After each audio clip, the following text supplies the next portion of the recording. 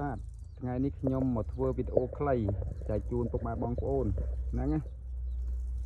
បងប្អូនចង់ដឹងថាចែកជូននៅព័ត៌មានអ្វីទេដែលតកតនឹងកដោបរបស់យើងគឺខ្ញុំគិតថាជាកដោបស្រួលចិញ្ចឹមជាងគេគឺចាប់ពីខែហ្មងពុកម៉ែបងប្អូនខែ8ខែ9ឡើងទៅគឺស្រួលចិញ្ចឹមហើយរហូតដល់ខែ4រហូតដល់ខែ4មិនបានខ្ញុំថាស្រួលចិញ្ចឹមពីព្រោះដល់ខែហ្នឹងទោះបីមានភ្លៀងធ្លាក់ក៏ដោយប៉ុន្តែទឹកភ្លៀងយើងអត់សូវមានជាតិអាស៊ីតទេហើយកដោបយើងពេលដែលអត់សូវមានជាតិអាស៊ីតគឺត្រូវទឹកភ្លៀងក៏អត់សូវជាបញ្ហាដែរហ្នឹងខ្ញុំតាមដានសម្គាល់វាមើលហើយយើងមើលដែលតែមានពុកបងប្អូនឬក៏មានខាងកសិកម្មលោកគ្រូទុយលោកគ្រូធំអីអស់ហើយគឺពេលដែលសក់ដូចស្លាប់ពិបាកថែទាំមិនអញ្ចឹងមែនទេអ្នកខ្លះក៏គាត់ថាងបាំងឲ្យចិត្តកម្ដៅពន្លឺកុំឲ្យត្រូវទឹកភ្លៀងប៉ុន្តែនៅតែមានងាប់ចឹងពុកម៉ែបងប្អូនដោយសារតែកដោបវាចាញ់ទី1ចាញ់អាកាសធាតុត្រជាក់ហើយទី2គឺខែចាប់ពីដើមឆ្នាំនេះរហូតដល់ខែ7ខែ8គឺទឹកភ្លៀងវាមានជាតិអាស៊ីត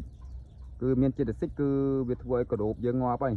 នឹងដែលខ្ញុំស្រាវជ្រាវមកកន្លងមកពុកម៉ែបងប្អូនហើយតាមដែលខ្ញុំដឹងគឺនេះខែហ្នឹងគឺត្រូវកដោបឡើងថ្លៃខែភាសាគឺត្រូវកដោបឡើងថ្លៃប៉ុន្តែដល់ខែភាសាធ្លាក់ថ្លៃពីព្រោះខ្ញុំគិតមើលខែភាសានេះគឺត្រូវថ្លៃពីព្រោះពិបាកនឹងចិញ្ចឹមណាពុកម៉ែបងប្អូនប៉ុន្តែហេតុអីក៏ធ្លាក់ថ្លៃដោយសារខែភាសាអត់សូវមានទីផ្សារកដោបអត់សូវគេអត់សូវទិញទេខែភាសា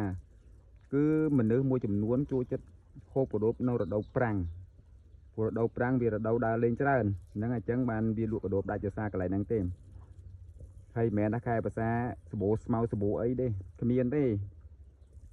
ខែណាក៏សបោស្មៅដែលយើងដាំដុះប៉ុន្តែខែភាសានេះខ្ញុំគិតថាពិបាក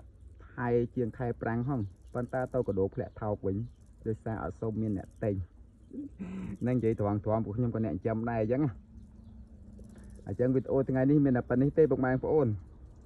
ហើយកដោបនេះតែចូលខែភាសាជិះពុកម៉ែបងប្អូនថែទាំប៉ុន្មានក៏នៅតែមានងាប់បោះអាចមិនអោយត្រូវទឹកភ្លៀងក៏ទៅមានងាប់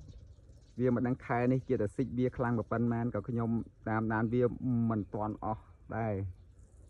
ចឹងអរគុណច្រើនពុកម៉ែបងប្អូនមានតែប៉ុណ្្នឹងទេថ្ងៃនេះអរគុណ